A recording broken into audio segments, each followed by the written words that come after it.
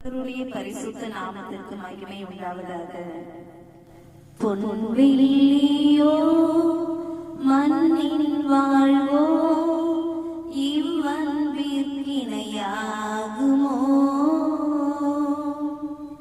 அன்னையிலும் அன்பு வைத்து தம் ஜீவனை தாரே. விலையேற பெற்ற திருரத்தமே அவர் விழாவினின்று பாயுதே. விலையேற பெற்றோனாய் உன்னை மாற்ற விலையாக ஈந்தனரே. இன்று ஆதியாகமம் 45வது அதிகாரம் 1 முதல் 28 வசனங்களில் இருந்து ஜீவ ரட்சணை என்ற வேத வார்த்தையை மையமாக கொண்டு தியானிக்க போகிறோம். இந்த அதிகாரத்தில் என்ன வேத வார்த்தை உள்ளது என்பதை சுருக்கமாக காண்போம். யோசேப்பு தன் அருகில் நின்ற தன் சகோதரர்கள் முன்பாக தன்னை அடக்கிக் கொள்ள முடியாமல் யாவரையும் என்னை விட்டு வெளியே போக பண்ணுங்கள் என்று கட்டளையிட்டு யோசேப்பு தன் சகோதரருக்கு தன்னை வெளிப்படுத்துகையில் ஒருவரும் அவன் அருகில் நிற்கவில்லை. பிறகு யோசேப்பு சத்தமிட்டு அழுதான். அதை எகிப்தியரும் பார்வோன் வீட்டாரும் கண்டார்கள். தன் சகோதரரை பார்த்து, நான் யோசேப்பு, என் தகப்பன் உயிரோடு இருக்கிறாரா என்றான். இவன் சகோதரர் அவனுக்கு உத்தரவு ஏதும் சொல்லாமல் கலக்கமுற்றிருந்தார்கள். அப்பொழுது யோசேப்பு தன் சகோதரரை நோக்கி, என் கிட்டே வாருங்கள், என்னை இவ்விடத்தில் வரும்படி விற்று போட்டதினால் நீங்கள் சஞ்சலப்பட வேண்டாம், அது உங்களுக்கு விசனமாயும் இருக்க வேண்டாம். ஜீவரட்சணை செய்யும்படிக்கு தேவன் என்னை உங்களுக்கு முன்னே அனுப்பினார். பூமியிலே உங்கள் வம்சம் ஒழியாமல் இருக்க உங்களை ஆதரிக்கிறதற்காகவும் பெரிய ரட்சிப்பினால் உங்களை உயிரோடு காப்பதற்காகவும் தேவன் என்னை உங்களுக்கு முன்னே அனுப்பினார். ஆதலால் நீங்கள் அல்ல, தேவனே என்னை இவ்விடத்திற்கு அனுப்பினார். தேசத்தில் 2 வருடம் பஞ்சம் முடிந்திருக்கிறது. இன்னும் 5 வருடம் பஞ்சம் இருக்கும்.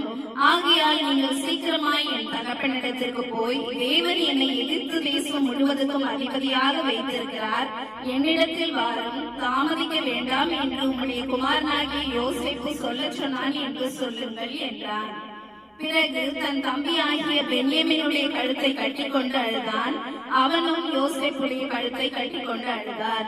பின்பு அவர்கள் எகிப்திலிருந்து போய் கானான் தேசத்திலே தங்கள் தகப்பனாகிய யாக்கோபினிடத்தில் வந்து, யோசேப்பு உயிரோடு இருக்கிறான் என்று அவர்கள் சொன்ன பொழுது யாக்கோபின் ஆவி உயிர்த்தது. இது போதும், நான் மரணம் அடையும் முன்னே போய் அவனை பார்ப்பேன் என்றான். இந்த அதிகாரத்தில் நாம் பார்க்கும் பொழுது ஜீவரட்சணையை செய்யும்படிக்கு தேவன் என்னை உங்களுக்கு முன்னே இந்த இடத்திற்கு அனுப்பினார் என்று யோசேப்பு தன் சகோதரர்களிடம் கூறுகிறார். ஆம் பிரியமானவர்களே, யோசேப்பு எகிப்து தேசத்திற்கு 17 வயதில் அடிமையாக கொண்டு போகப்படுகிறார். 30 வயதில் அந்த தேசத்திற்கு அதிபதியாக உயர்த்தப்படுகிறார். இந்த உயர்ந்த நிலையை அடைவதற்கு பலவிதமான அவமானங்களையும் பொய் குற்றச்சாட்டுகளையும் அவன் சந்திக்க வேண்டியதாய் இருந்தது.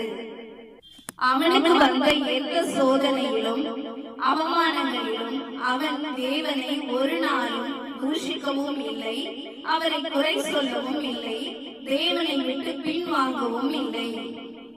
கர்த்தரையே உறுதியாக பிடித்துக் கொண்டிருந்தான்.